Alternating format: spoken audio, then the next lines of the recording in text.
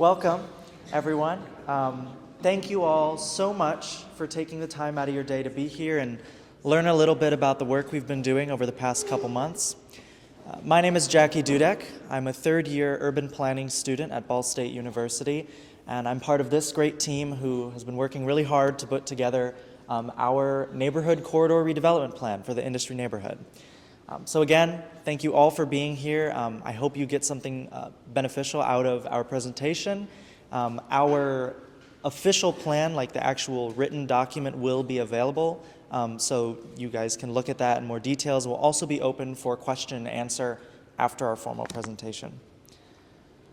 I do want to give some more acknowledgments again. This process would not have been possible were it not for the excellent network of community advocacy that exists in the industry neighborhood. Some really great organizations that helped us reach neighbors and help us understand the neighborhood. Some great businesses of whom the owners were very eager to speak with us about their neighborhood, and individual advocates within the community who were incredibly excited to share why they love industry so much. So thank you again to all of these people. I'm going to pass it on to Remy, who's going to talk a little bit about our methodology throughout the process. Yes. In the creation of Industry Together, we use three major components which we use to put together the framework in framing this plan as a community-first initiative. Beginning with our industry field assessment, which used Google Street View and field assessment to identify structural, aesthetic, and signs of life conditions throughout each property. After that, we went out into the neighborhood and conducted a quality of life survey with follow-up focus groups with all of residents to understand their biggest wants and needs within industry. And after the two, we took those two together and brought those concerns to some of our major partners and those working out of them to make this plan as strong and feasible as possible. Starting out, for the industry field assessment, we analyzed qualities such as roof integrity, walls, foundation, aesthetics such as dumping on the site, overgrown vegetation, and additional signs of life qualities to understand or get an idea of whether the property is vacant or not. And altogether,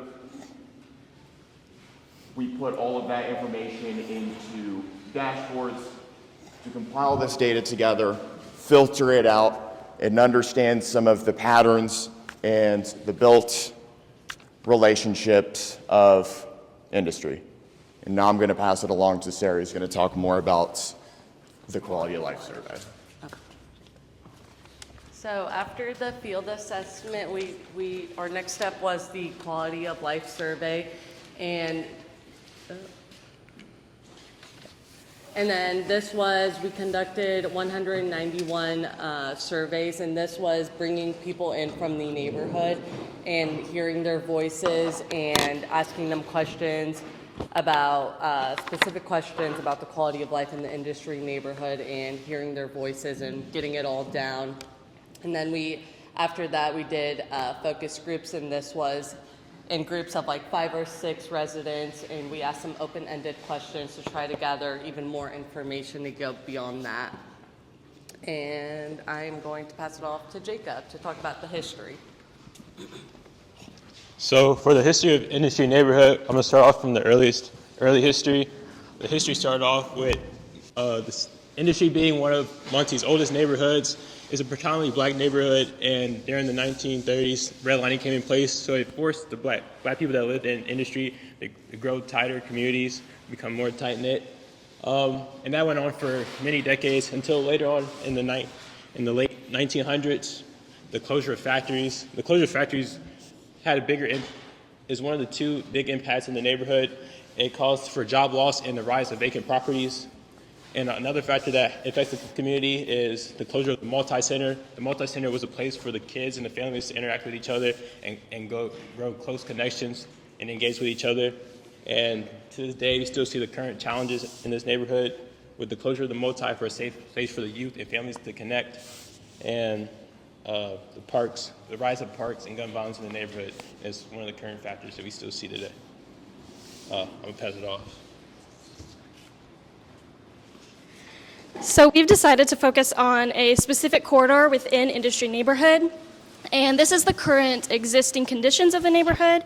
And we wanted to focus on this particular area because there are 133 vacant parcels.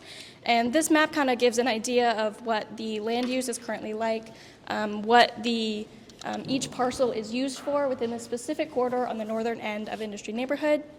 And this land use helps identify helps us with compatible decisions for the future, and help us with informed decisions on certain redevelopments and major concerns. Can you tell us what the cues or the code is for yellow, blue, red? Oh yeah, I'm so sorry. So the yellow is all the residential parcels. That's what current homes are on. All the white is the vacant parcels within this area. The blue is mainly churches and things like that, so different info, I forget what it's called. And then the red is the businesses that are in the area. And then the green are a couple parks. I think there's one green and then an industrial, which is one purple that's right up there. So the white is kind of the focus of this area, which is all the vacant land. This is a map of some of the existing amenities, and it really shows that this corridor that we have chosen has a lot of amenities within the area. This can help us with just identifying all the resources that currently is in existence and what we can do to improve some of them. So there's everything from bus lanes, churches, businesses, gas stations, and it just informs us where we are at and where we need to go in the future. This is what we call a land analysis. It stands for liabilities, assets, needs, and dreams. We got all of these from our neighborhood condition survey, our quality of life survey, and our focus group. So some of these things are what we identified as planners going out in the neighborhood and what specific residents have told us about what is important to them and what may be a little drawback in the area that we need to improve on and some of the things that they would like to see in the neighborhood.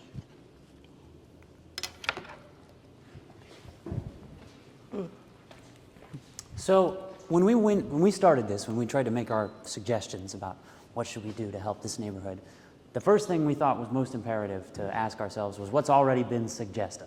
So what I'm covering right now is what goals we basically plucked straight from already existing plans. The two plans I'm going to be talking about are the 2020 Industry Neighborhood Redevelopment Plan, which was a neighborhood-wide redevelopment plan. It didn't stick to a corridor.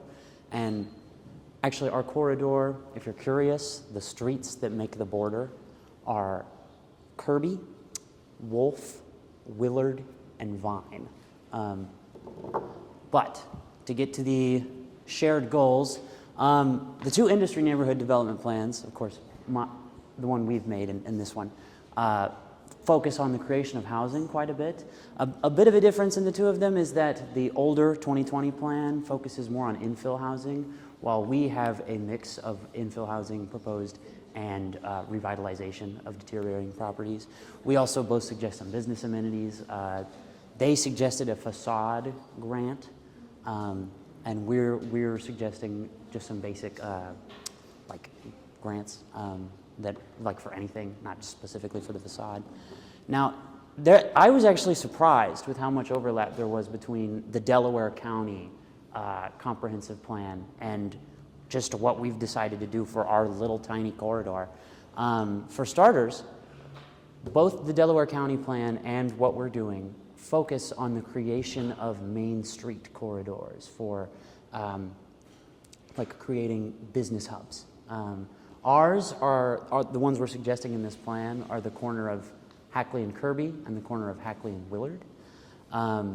The other thing that the Together DM plan focuses on, which surprised me because it's so focused on South Muncie, was disrupting concentrations of poverty to try and create upward mobility. They specifically mentioned South Muncie in the Delaware County plan, and I mean that goes right in line with what we've brought up. Who has the? Thank you. There are a number of organizations in this neighborhood already acting that complement our goals and complement each other very, very well. The first of which is, of course, Muncie Habitat for Humanity. They primarily work on the creation of and revitalization of houses. If you look on the map here, the blue plots are a location where they've gotten a grant of $1 million in order to put a small housing development. They're planning on doing some more with that money outside of the development area. There are going to be 10 houses total, but those 6 parcels are what landed inside of our corridor. The Urban Light CDC is a little bit more focused on community outreach and engagement. They do things like a mentorship program. They have listening programs where they ask the opinions of the neighborhood. Everybody in the Urban Light CDC goes to all of the neighborhood association meetings. But that's not all they do. They also have small grants for home revitalization. The 2 white boxes you can see are homes that are being revitalized by them right now. And then we have the Land Bank, who was one of the primary contributors. They essentially have the goal of taking abandoned properties and getting it in the hands of families who will use them. They do that by buying them cheap at the county auction and then giving them to people at reduced cost after they've rehabbed. I'm going to move on to Madeline now. Based on all this information that we have gathered from these quality of life surveys, focus groups, and our own outside research, we have built a series of key recommendations for this corridor development plan. Our recommendations will begin with community care through engagement, since it is the basis that will support all of the other recommendations in the future and just overall strengthen the community. So our main goal for this is to create a more informed, connected, and engaged industry neighborhood. And we want to do that by stronger communication, collaboration, and accessible community participation. These are the main key recommendations that I'll be going over in the next few slides.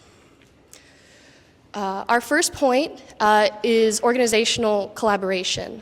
There are already many active organizations, nonprofits, churches within the industry neighborhood, as we've seen previously, but neighbors and residents reported that efforts often feel fragmented.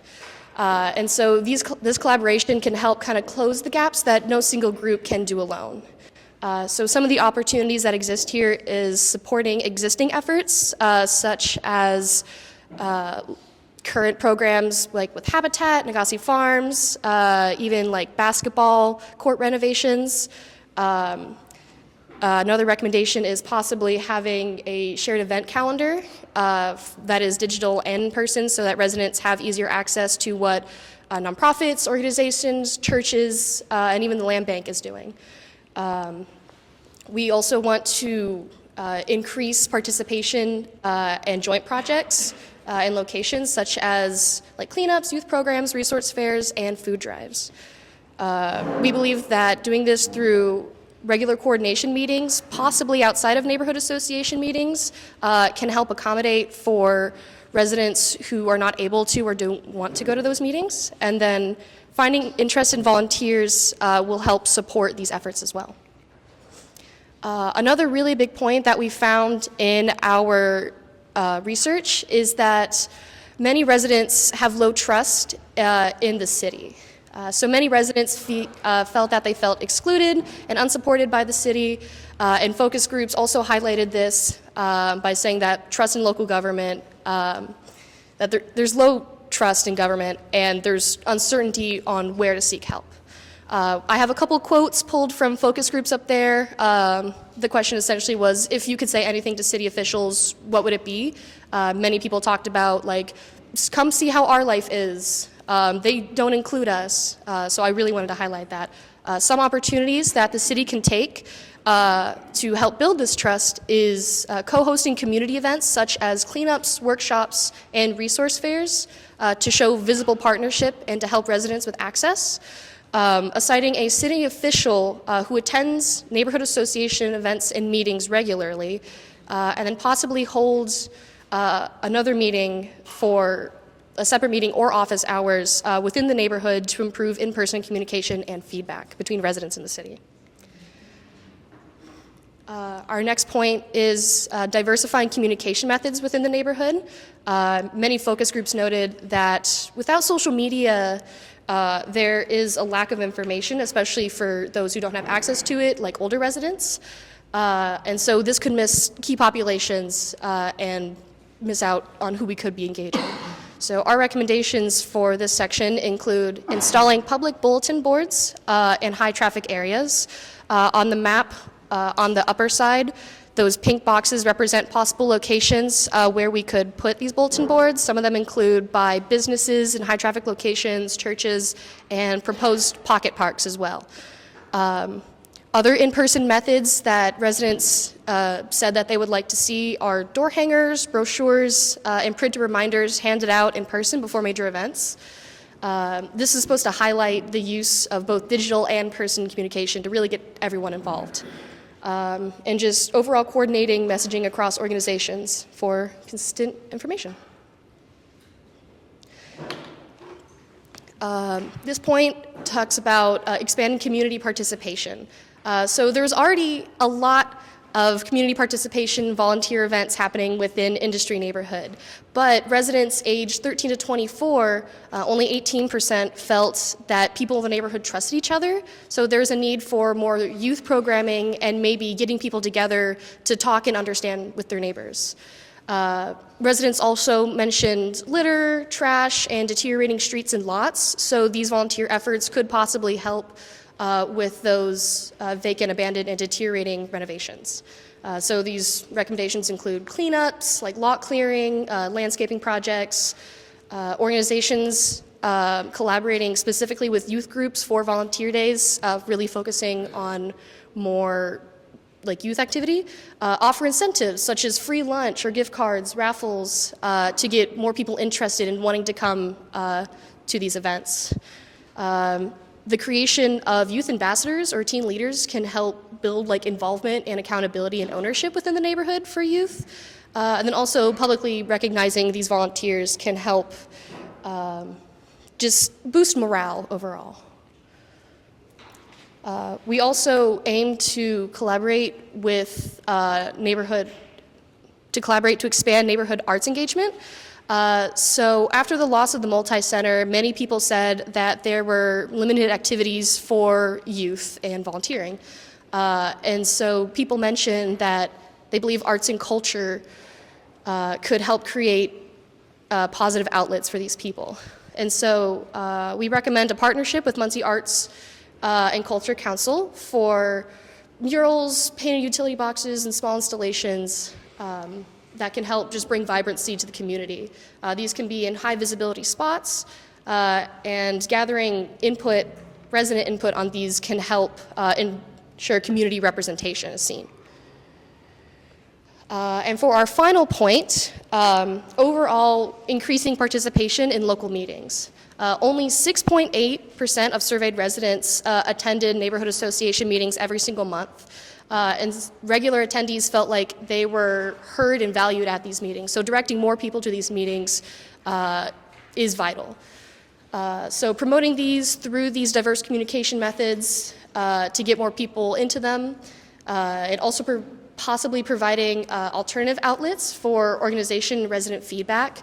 This could be the creation of a separate meeting. This could be some sort of feedback service that makes sure that resident voices are heard and not left out. And we will pass this off to the housing section for Daniel. There we go. So the goal of the housing The goal of the housing section is to increase the density and give current residents who live in the neighborhood a path to home ownership. Home ownership is one of the #1 ways for upward mobility right now. A lot of it is, housing is broken up into 5 key recommendations, and it's based off a case study of Fall Creek Place, which was an Indianapolis similar disenfranchised neighborhood that was redeveloped. So the housing would be built on these vacant lots. There's currently 133 vacant lots, as mentioned earlier. The housing would be done block by block in clusters with kind of the mindset of it's better to build 10 new houses on one lot than it is one house on 10 different lots. This can be done by a private developer, and we're hoping for at minimum of 25 new houses, maybe closer to 50, something that really drives investment into the neighborhood. These houses would also be at least 51% affordable housing. This is so that not only can we get grants like HUD grants, home grants, also we are keeping houses affordable for current residents. So when developers come into neighborhoods and start either building new housing or repairing old housing, it normally sparks this want among current residents to repair and fix up their own housing. So when we did our initial scoring of the neighborhood, we found, we scored it from -8 to +8. We found that 46 homes scored between that 0 and -8 range, but 30% of our survey respondents answered that they made less than $15,000 annually. So this really presents an opening for some sort of program that lets current residents who don't have the means to do a home repair process to get that done. So the ideas for that would either be finding some sort of philanthropic group or credit union that's willing to offer 0 to 1% interest home renovation loans for current residents who need to borrow money, as well as one of the 2020 plan group had the idea for a tools library for residents who want to do these home renovations themselves. They can borrow hammers, screwdrivers, crowbars, whatever they need to get these renovations done. Vacancy acquisitions is a huge part of this. This would hopefully be done through the land bank. So 33 of the 133 vacant lots are owned by land trusts, ETFs, LLCs, and 19 of these are owned by out-of-state owners, with the idea of these would probably be some of the first ones to acquire, as well as the lots with homes demolished after 2007. Before 2009, there really wasn't a ton of regulation around how to demolish a home. So a lot of homes before that is they would collapse the home into the basement, cover it in soil, call it a day. This is very costly and presents a lot of construction challenges. So this isn't a perfect metric. We don't have the data from 2009 itself, but 2007 is close enough to where hopefully there's a lot of overlap, as well as finding distressed properties that could be saved. The main goal with maintaining affordability is to slow the rate of gentrification and to leave the door open for current residents. A lot of times when people buy homes at an affordable price, they own it for 5-10 years, turn around, sell it to someone for double what they paid for, and really just shut the door behind them. So my goal is to have some sort of affordability clause in the lease. So if you buy one of these affordable homes, within 20 years, you either have to sell the home at an affordable price, or if you bought the home at an affordable price, half the money over, so let's say an affordable price is $160,000, but you want to sell the home for $240,000, half of that, so $40,000 between, would have to be donated to some sort of developer who's focusing on affordable housing or given us some kind of program that focuses on affordable housing, so that you're still leaving the door open for future residents. Housing can also be used to solve other problems than just income. It can be used to solve safety, community. 30% of our residents surveyed said that they didn't feel safe at the neighborhood, during the neighborhood at night. So The idea is to have every home built has a porch with at least 5 feet of depth, making it functional, making it so that people are out at night. And this creates an eyes on the street effect where would-be criminals are less likely to commit crimes because they have the feeling that people are watching them. This would also pair well with the street lights and the street tree amenities that we're proposing otherwise. This would also, street trees too, not only do they have several environmental benefits, but they also kind of create this continuous urban fabric where people would rather walk 8 minutes to a local business in the neighborhood rather than driving 8 minutes to Walmart to buy products. As well as most affordable housing that's built is 3-bedroom, 2-bathroom. We found that out of the residents surveyed, the average household size was 2.61, so that's really a third of our homes built could be 2-bedroom, 2-bathroom. This would also be a cost-saving measure.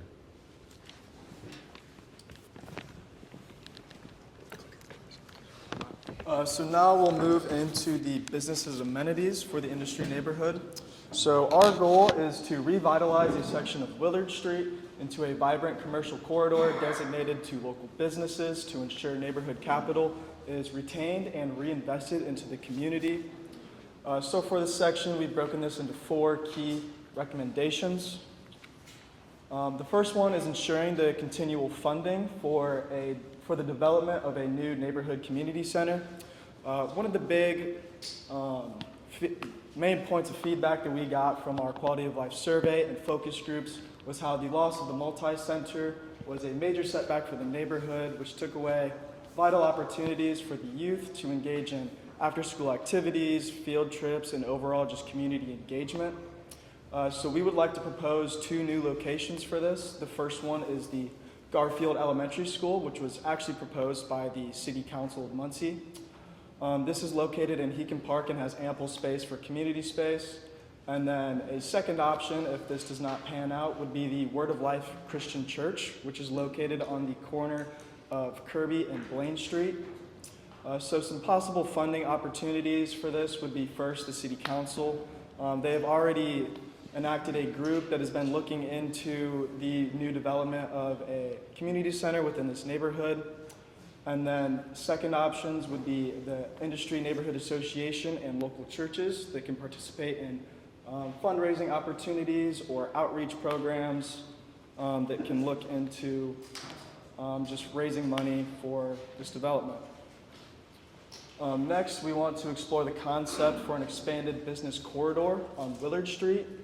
A section of Willard Street will be designated as the neighborhood primary business corridor development, which would be located here from Vine Street all the way to Ebright Street.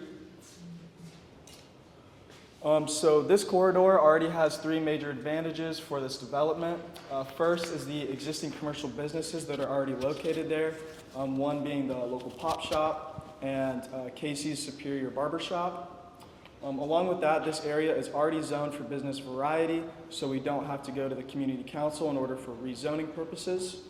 And third, there are already opportunities for land acquisition, which would be this group of parcels right here and right here. And with the acquisition of those would create a continual business corridor. So for this business corridor, we want to focus on attracting essential services to create a complete and local economy. First would be a fresh fruit grocer to offer residents an opportunity to get local, freshly grown food that is accessible to all residents. Second would be pharmaceutical providers that can tailor their services to the needs of the residents, which can help keep this business more small scale instead of having to invite a big corporation such as CVS or Walgreens into the area. And then last would be engaging youth-centered businesses that would provide the youth a structured area to hang out and provide them with opportunities to engage in the neighborhood and with others. So the way we would like to do this is through exploring small-scale businesses and micro-retail options for low-cost neighborhood startups. So we want to utilize small-scale and micro-retail businesses to activate vacant or underused properties, which were pointed out in the target acquisitions. These models have been proven highly effective in historically disinvested areas because they require low startup costs and operate in small storefronts. So some of the best benefits of micro retail is, as I said before, low startup costs and low operating costs. But these are also temporary businesses, which can also be used for rotating businesses. So if we want to have a business come in and rotate every 1 to 3 months in order to provide different services or opportunities for different parts of the year. And then small business benefits, these are going to be more permanent structures, which are going to specialize in specialized services that tailor more towards the needs of the residents. And this will also provide more stable job opportunities within the neighborhood. And then lastly, in order to help start funding for this, we want to expand on the provisions of micro grants for small businesses. Micro grants are small amounts of funding awarded to businesses that do not need to be repaid. Providing these connections between local businesses and micro grants, this will provide opportunities for businesses to kickstart their business without the burden of initial debt. Some already accessible micro grants are the Ball Brothers Foundation Rapid Grants, which does focus on nonprofits, but profit partners or for-profit businesses can partner with nonprofits to be awarded up to $5,000 to help kickstart their business. And along with that, the Community Development Block Grant is something that the City of Muncie receives from the U.S. Department of Housing and Urban Development. This is used to support projects that expand economic opportunities for low and moderate income residents.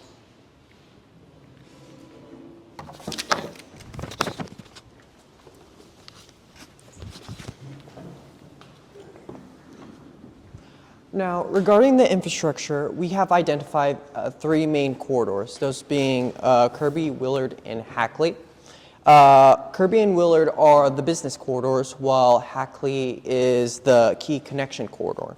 Kirby is also the minor corridor of the two, and Willard is the more major one. Hackley stretches from the 26th to Dr. Martin Luther King Jr. Boulevard, and then it stretches to McGalliard. And the connectivity related to this intersection streets are that the current street conditions are that they are very wide. They create unsafe conditions for pedestrians that use those streets due to the length that they would have to travel from one side to the other. And this is not the only issue. There's also the fact that on Willard, for example, there are misaligned sections of the street. So this supports the need that these intersections and streets need to be improved upon. Our strongest recommendation is narrowing the streets in certain sections. For example, for Kirby, the current street length is 50 feet, and we recommend narrowing it down to around 36 feet. This is to decrease potential accidents that may occur, and also especially when pedestrians are crossing the roads. And this is also to account for future possible street parking. And we're also selectively narrowing portions of Willard to 24 feet in order to promote more slow driving by drivers, as if the street is narrower, I don't know how many of you drive, you tend to drive slower on instinct because it's harder to drive on a narrow street than on large streets. Yeah. Now, regarding the sidewalks and streets themselves, the sidewalks face many poor conditions, from being cracked to very deteriorated and just hard to walk on. It's unsafe for certain sections for pedestrians, or there may be some lack of streets in certain sections. There's also some locations where there's no buffer medium between the street and actual sidewalk. And this is results in an increased risk for pedestrians using said sidewalks.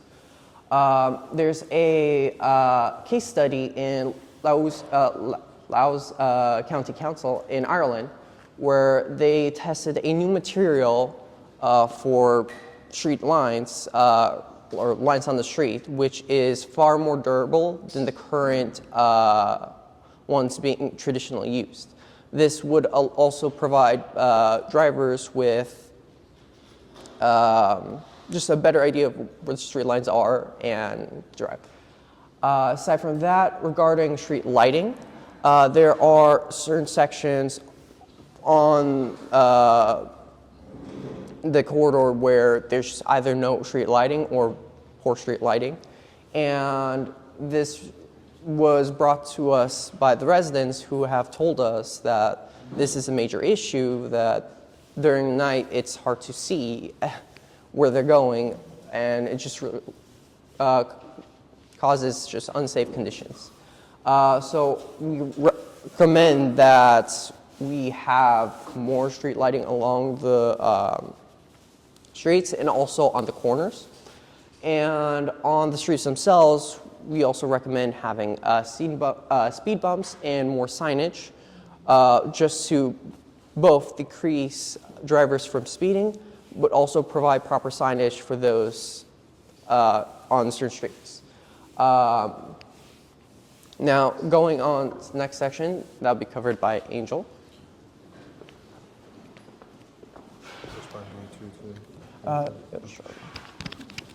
Okay. So a brief rundown of our implementation charts. These are here to quickly review, simplify, and then generalize our costs, partners, and time. So a general rundown of community care. We focus mainly on strengthening community engagement and its communication, taking the least amounts of funding and cost. For housing, we focus mainly on finding the funding for future and already current projects within the industry neighborhood, and this will take the most time and funding for this project. Business and amenities. This has a clear focus on economic growth within industry and focuses on supporting smaller businesses. And the timeframes may vary from the micro retail all the way to the community center funding. For infrastructure, it has the most flexible range due to our partnerships and focuses mainly on areas of walkability, streetscape upgrades, and safety. Now we'll be moving on to our programs. A brief rundown. A lot of these programs were recommended by the people of industry during our quality of life surveys and our focus groups. We have already added some of our own, but we have put them in categories of programs for the youth, for the seniors, general programs for all ages, housing programs for people who are struggling and may need housing assistance, as well as community participation programs for just the neighborhood in general. Partnerships and loans. We have listed several partnerships, but I'd like to focus mainly on Ball State and the City of Muncie. The City of Muncie, obviously, as a general funding resource, mainly for stuff like the community center, but also Ball State University, as noting our class as for an example, to get students out here, get them on the field and help out not just industry, but all of Muncie in general. As well as we've listed several loans and resources. Grants and fundings, these were already mentioned in the previous slides and we have them listed in several categories of community, business, and housing. And then finally, we have our cost analysis summary. Going back towards the implementation charts, just simplifies what was already stated into 4 separate categories with our category, cost level, main cost drivers, and main cost savings. All right, and then final section. Yep. I'd just like to wrap up by thanking all of you guys for coming out here and listening to this long presentation. And once again, thank you to our community partners who helped guide us through this process.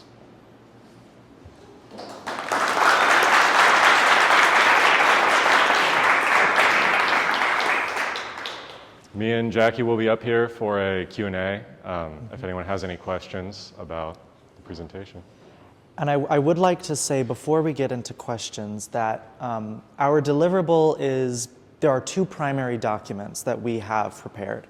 We have a summary report of our quality of life survey and focus groups, which will be available to all of the partner organizations that worked with us and online as well, and the plan document, which shows everything that we've gone over in this presentation. So those can all be made available if you have specific questions, but we can answer anything you might have right now. I just had a question about micro retail. What falls into that category in areas where it's been successful? What are some examples of what counts as micro retail versus small business retail? Yeah, it's a great question. Maddie actually did some research on some case studies where this was successful, so you want to talk on that?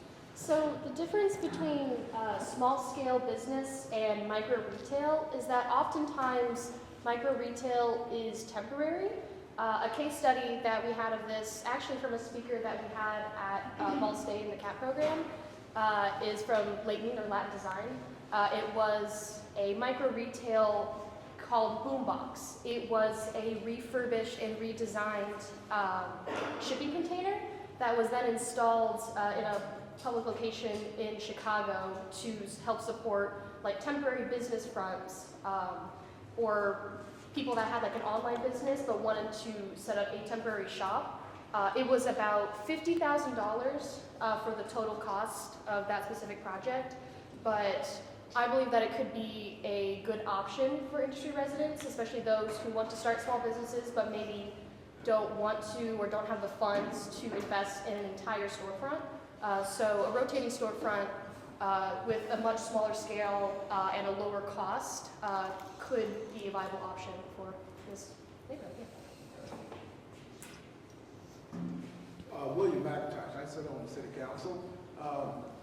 We've come to the point that we have a program we're trying to get set up as far as trying to get a youth center back up.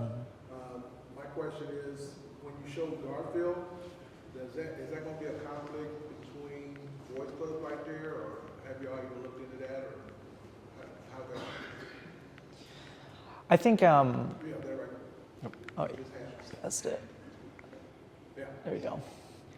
Yeah, it was one of the places that kept coming up. I think there was a general perception among residents that money could be saved on behalf of the city and the community to use an existing building that at least outwardly seemed like there wasn't a lot of activity out of it. I think that is definitely a place where communication could be strengthened between what the city's goals are and what is feasible for the city and what the community wants. These are just options if the design were to be put in an existing building, but of course there's always the option of building new. It just depends on what's feasible. I was just worried about if you're going to put a center there and then you got the Boys Club right next door is what I'm getting at. The other question I had too was, I noticed you didn't mention anything about the old park department over in Beacon Park. It's an abandoned building. I know that that's been an interest of this administration down under, so I didn't know if that was on the agenda or not, or be a part of doing that. That could absolutely be an option as well. I think it just comes down to determining what works best for the city and for other partners in the neighborhood. We did also hear a decent amount from residents that they didn't necessarily want some kind of neighborhood multi-center if we were to bring that back in Heakin, that they would rather have it in a more central location within the neighborhood. And that's good for me to know, because like I said, we're trying to get something going. And before the Unity Center was at Garfield, and that wasn't any conflict with the Williamsburg. Right, okay, that's what I mean. The only thing about Garfield is that it's owned by Muncie Housing Authority. It's not owned by Muncie Community Schools. And there are plans for that building. And word of life, from what I understand, someone has purchased that building, and they are working on it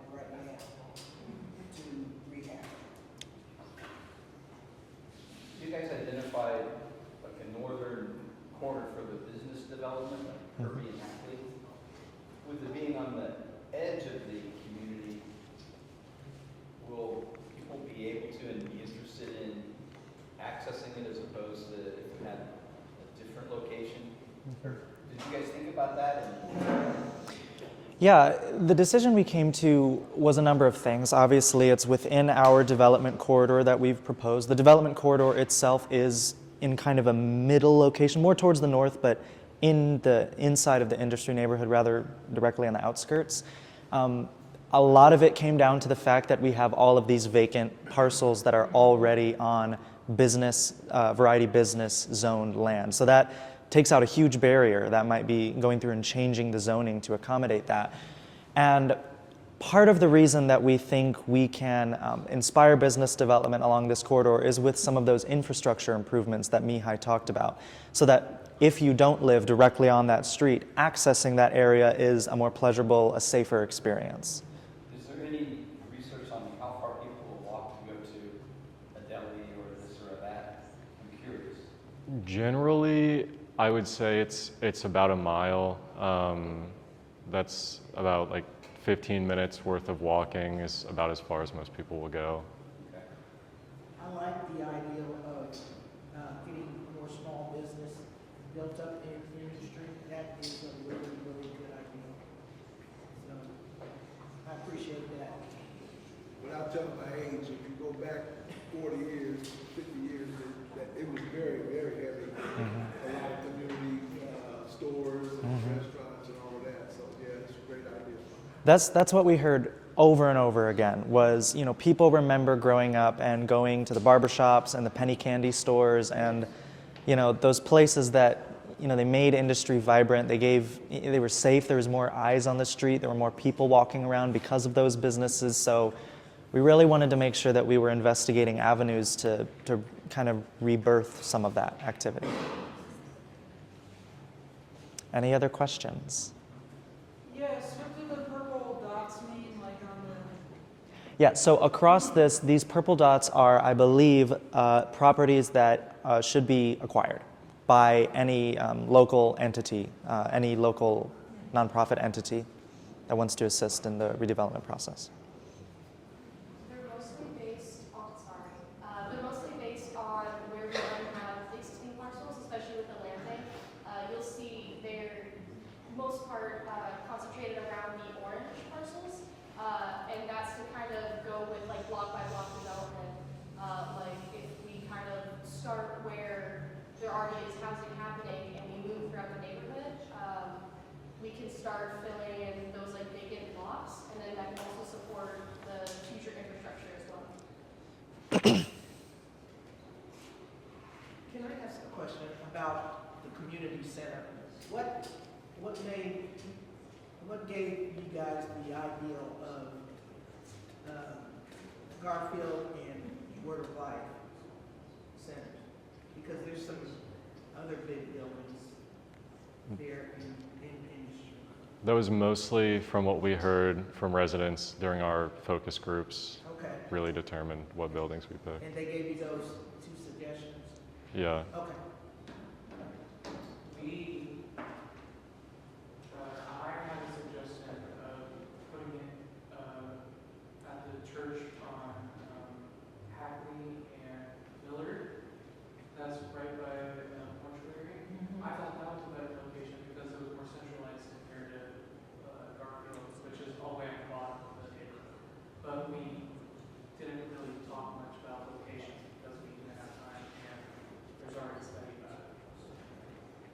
We understand that there is work being put towards a new community center, but people were unsure of the outcome of that, so we wanted to provide some alternative options that could be feasible for this process. Yeah, I think the big point was just, I think I can say with confidence that this was the thing that came up the most across the quality of life survey and the focus groups was the multi. You know, it was a resource that was intimately connected to feelings of neighborhood safety and youth engagement and educational outcomes. With the scope of our project, I think we're less concerned as, you know, students who are less versed in the neighborhood of where it's located, and more concerned with presenting and promoting the fact that something like that needs to return. And we want to make sure that that is a priority and that, you know, we're doing everything we can to make sure, like, based on all the time people spent talking about that, you know, wherever this plan ends up going, they know this is a huge priority for the neighborhood. So. observation. Very good. Thanks. Are the white ones vacant? Yeah. Yes, across all of our maps, the white is vacant parcels. So you can see there's a lot in our corridor, which is part of why we chose it. I don't know if this was like a data collection point or not, but do you know how many either respondents or how many homeowners are actually in the area as opposed to rental, like owner-occupied properties? You guys looked at the homeownership rate in the corridor, right? Do you remember? Can someone pull that up real fast? It should be on the dashboard. I'm not sure of this exact corridor, but homeownership was about, renting was about 55% Yeah. overall. You should be able to find that on mine pretty easily. I think specifically in this corridor, the homeownership rate is rather low compared to the rest of industry. A vast majority, I don't want to say vast majority, a large portion of the parcels on this corridor are rentals.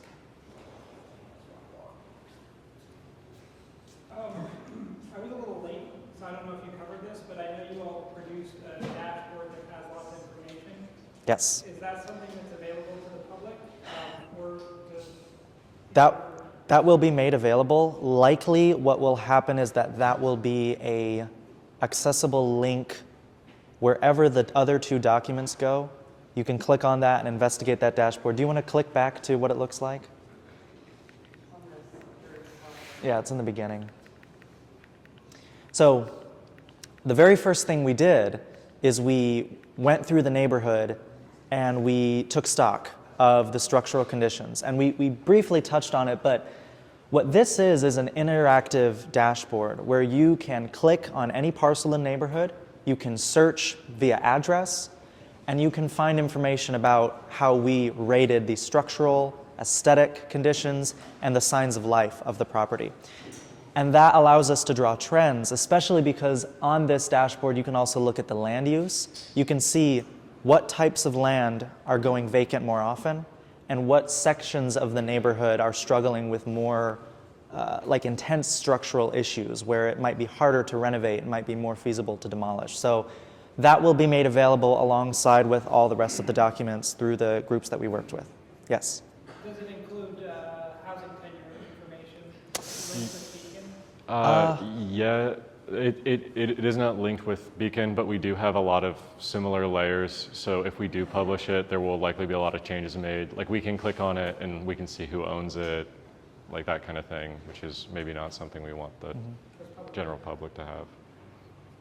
Could you go to the screen that had the study from Ireland about the sidewalks? Way at the end. Way at the end.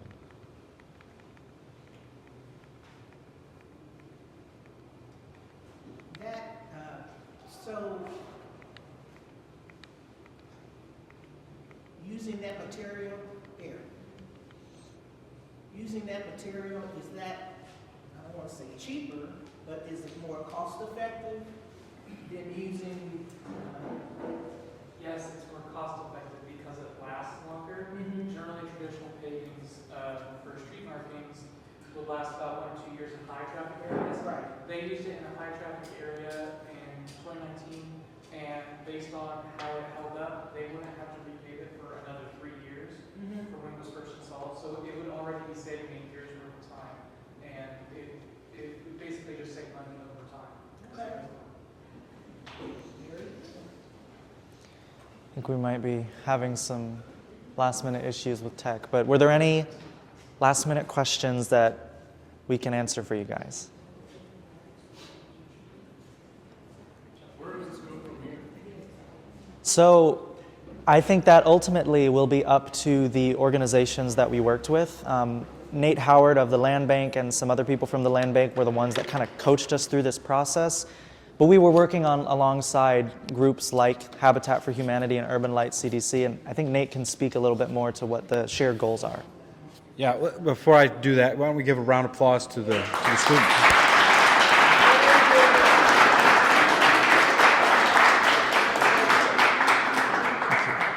Great job, guys. I think it went again, to sleep. thank you. It's not a big deal.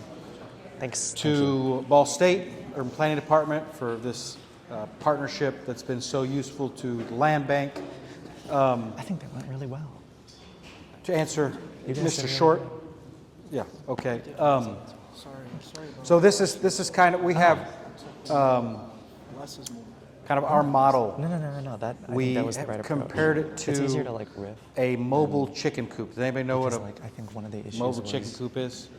bringing up the location. Well, they're, locations for they're the community center. they're 'cause like a then little everybody's pen hung that's up got a on that wheel, detail. and you can push a lever and roll it's it like, around.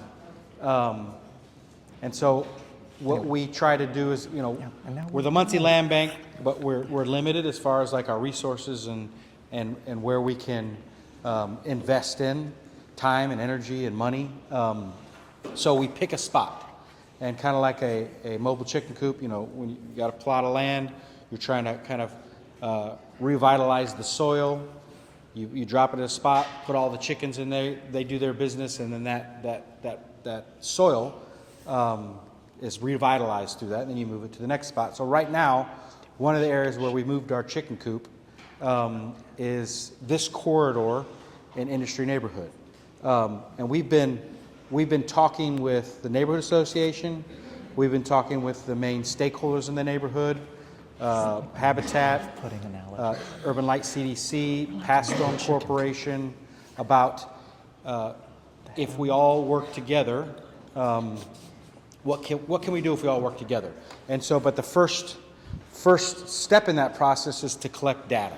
And so that is where these studios, neighborhood studios, have been so important for our process. Is they're the ones that are going out, collecting all that information, and really doing that first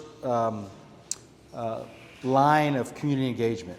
And I would say this plan is great, and there are other things that are great from this. The dashboard, you should check it out. But what was amazing is that, I don't know if anybody's ever done this before, but in industry, we had, they said, roughly 190 quality of life surveys with residents. We set up at Price Hall. People came in, and each student, one-on-one, had about a 45-minute conversation with these individuals. And they shared their input, and it was fascinating. And then we invited those same people that participated in that survey to sit in a focus group. And so they facilitated groups of 4 or 5 people, and it was more anecdotal, qualitative, but fascinating for the students to absorb all that. But I think a really important exercise to say, neighborhood, like this is how the Land Bank and Habitat and Urban Light and Pastone and others, this is how we want to try to do some redevelopment in the neighborhood. So this is just a base layer. The invitation for this plan was for the students to be creative, not put any limitations on it. Some of it maybe seems a little unrealistic. Some of it maybe is like, wow, this is a really great idea, and maybe we should start here. But we invited them to be creative. They listened, they walked the neighborhood, tell us some from your expertise, some ideas. We'll take this now, and we'll continue meeting with neighborhood residents, other stakeholders. The Land Bank, like we've done in other neighborhoods, will go out and start continue trying to grab vacant and abandoned property, and we try to form a cluster in an area, and we do what we call pre-development. So we'll spend year, 2 years, whatever it takes to basically take these properties that are liabilities for all kinds of reasons, because of the physical conditions, but also legal issues with titles and liens, and clean those all up. And our goal is to create assets that are developable, that are ready, that the people that do development, like the organizations that I've mentioned, potentially the city, potentially for-profit developers, it's all there. We've got data, we've got neighborhood buy-in, we've got plans, we've got a coalition, and what it's going to look like, I have no idea. What it looked like in the old West End was 34 homes, single-family homes, 30 new, 4 rehabs, and there's a second phase now that's going to be moving into more amenities and maybe a little bit more for-profit focus. But so that's kind of where we're at. This is a step 1 or 2 of a process that could take 5 to 10 years. Good development takes that long. Healthy development that is actually going to benefit the people that live there takes a long time. No easy fixes, but it starts with all this groundwork that students do collecting data. Ms. So Yvonne? how is this gonna stop the out-of-town buyers? Because that's our, I'll say it like this, that's our enemy, so far as Muncie's concerned. So how will this Yeah. help stop those out? Well, one thing is by identifying who are the out-of-state people that are involved in the neighborhood that are creating problems, not benefit, identifying which properties they have, and a lot of times those ones that are not creating benefit, those are properties that go tax delinquent. Those are properties that are just lay there abandoned, and that's where the land bank has this important role of working with the county, working with the city, going to the tax sale, doing all our homework to start to slowly try to pick at that. We've talked about the famous guy from Connecticut many times. We've done a little case study on him. A guy bought 150 properties for $20,000 in 2019, and 40 some of those are in industry. We've been grabbing those slowly from him as they go tax delinquent. Urban Light and Habitat have been doing some of that. It's a slow process of taking control, but taking control with the goal of the neighborhood having agency over what happens to those properties. Is there any type of legislation that can be done to say that a neighborhood can only sell so much abandoned property? I wish, no, but there's nothing. It's the tool that the city county have to deal with that is the county auction, the lien sale, and what we're finding though more and more is that it's not so much out-of-state people that are buying up property. It's actually people with access to with money in Delaware County that are buying up property, not even with the intention of actually taking ownership, but collecting interest payments, interest on when those properties get redeemed by the original owners. But we've done a lot of research on the tax sale. That's something that Zach's working on. Okay. I'm done. Yeah. Sorry to interrupt. I'm Zach Golian. I work with Nate here at the Land Bank. There's a really important aspect of this project that hasn't been, or this class that hasn't been brought up yet. We received a grant from a national philanthropic organization called the Robert Wood Johnson Foundation earlier this year for $50,000. And this is specifically targeted towards research about the tax sale. And if you've been to First Fridays before, you know that the tax sale is instrumental in our process of grabbing properties and revitalizing areas. We rely on the tax sale and we rely on a partnership with the county to acquire properties and turn them into return them to productive use. Without this process, we couldn't really do what we do as effectively. The Robert Wood Johnson money is specifically targeted again towards researching this process and trying to understand it more. It's a very long, convoluted process that no one really seems to understand fully. Even county executives, people who work on this day to day, even Nate and I, who have been researching it for more than half of the year now, it's really complex. So with the students, what we were able to do, with our goal of being to understand the tax sale where it affects the parts of the city the most, which is the historically disinvested neighborhoods like Industry and Whiteley. So we've used students in industry to gather important data about the tax sale. So they went out at the beginning and they did a field assessment. So they gathered information block or parcel level, parcel by parcel. They took a score of every single parcel. So we can tie this to tax sale data and we can draw conclusions about how properties have been affected historically by the tax sale.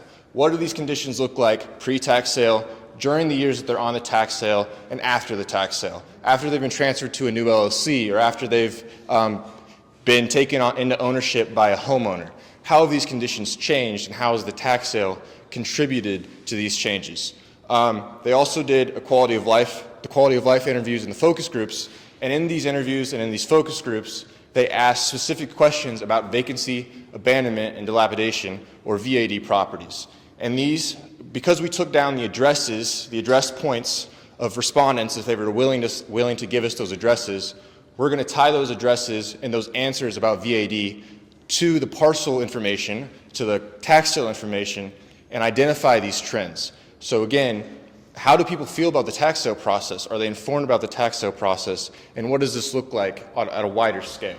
And this is all in the works, and I was going to pull something up here. Can you just go to the Land Bank's website? And I want to show you a resource that is accessible to all of you. Hopefully. Sorry about the delay. But on our website, I gave a presentation last First Friday about the tax sale. And it's just going over some of the basics of the 2025 tax sale, and it's talking about it's comparing historically to 2024 and some years before. And all of this information, there's PowerPoint slides that you can look at, but there's also a dynamic dashboard that you can use to explore all of the tax sale information. Hit Windows K. Pretty good. What's that one? EB. Okay. What's with you guys and dying computers? You guys need to start using chargers.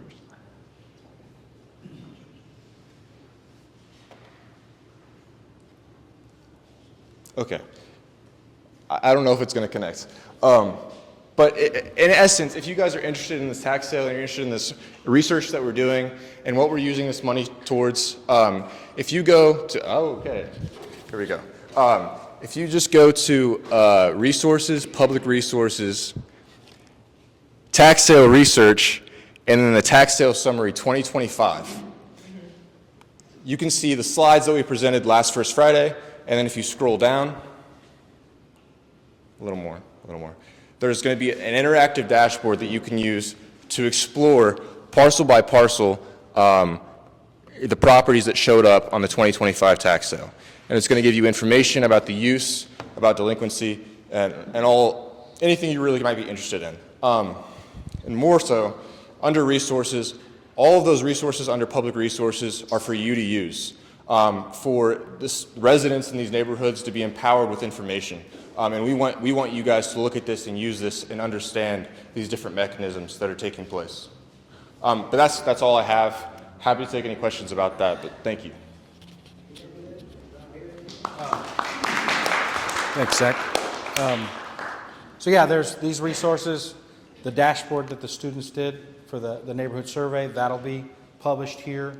The quality of life report, that'll be published here. And again, yeah, this is really just kind of like one of the first but foundational steps for kind of our hope to really prioritize industry as one of the places that Land Bank is going to really sink in and do our role, which is specific. In addition to grabbing property, we've also found that the Land Bank can be a convener. We can kind of set the table a little bit. But anyways, thank you all for coming. Thank you again, students, for all your work, all your enthusiasm.